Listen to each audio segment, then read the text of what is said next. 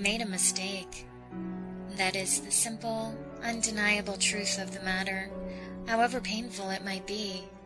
The flaw was not in our observatories, for those machines were as perfect as we could make, and they showed us only the unfiltered light of truth.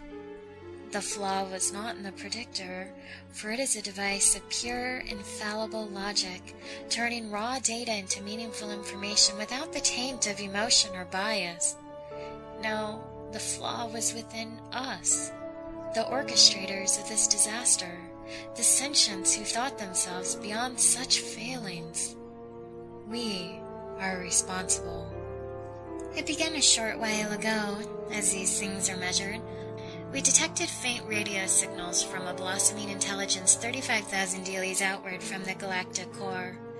Though they were at first crude and unstructured, these leaking broadcasts quickly grew in complexity and strength, as did the messages they carried. Through our observatories, we watched a world of strife and violence, populated by a barbaric race of short-lived, fast-breeding vermin. They were brutal and uncultured things which stabbed and shot and burned each other with no regard for life or purpose. Even their concepts of art spoke of only conflict and pain, for each and every piece was either one of suffering or a reflection of it. They divided themselves according to some bizarre cultural patterns and set their every industry to cause of death. They terrified us, but we were older and wiser and so very far away, so we did not fret. Then we watched them split the atom and breach the heavens within the breath of one of their single short generations, and we began to worry. When they began actively transmitting messages and greetings into space, we felt fear and horror. Their transmissions promised peace and camaraderie to any who were listening, but we had watched them for too long to buy into such transparent deceptions. They knew we were out here, and they were coming for us. The orchestrators consulted the predictor, and the output was dire. They would multiply and grow and flood out of their home system like some uncountable tide of worms, consuming all that lay in their path. It might take 6 million deilies, but they would destroy us if left unchecked. We decided to act, and sealed our fate. The gift of mercy was 4,000 strides long, with a mouth half that in diameter, filled with many 16 weights of machinery, fuel, and ballast. It would push itself up to 1/4 of light speed with its onboard fuel, and then begin to consume interstellar primary element 2-2 to feed its unlimited acceleration. It would be traveling at nearly light speed when it hit. They would never see it coming. Its launch was a day of mourning, celebration, and reflection. The horror of our act we had committed weighed heavily upon us all. The necessity of our crime did little to comfort us. The gift had barely cleared the outer commentary halo when the mistake was realized. But it was too late. The gift could not be caught, nor could it be recalled or diverted from its path. The architects and work crews, horrified at the awful power of the thing upon which they labored, had quietly self-terminated.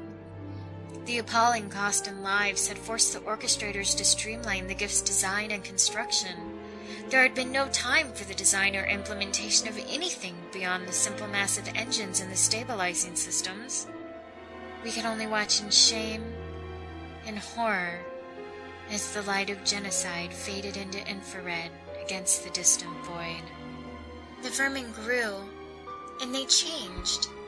In a handful of lifetimes, they abolished war, abandoned their violent tendencies, and turned themselves to the grand purposes of life and art. We watched them remake first themselves, and then their world.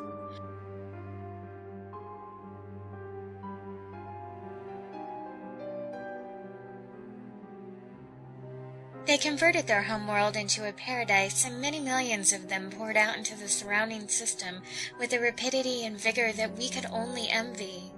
With bodies built to survive every environment, from the scorching surface of their innermost world to the atmosphere of their largest gas giant, they set out to sculpt their system into something beautiful. and still our terrible gift approached. They had less than 4 daily to see it.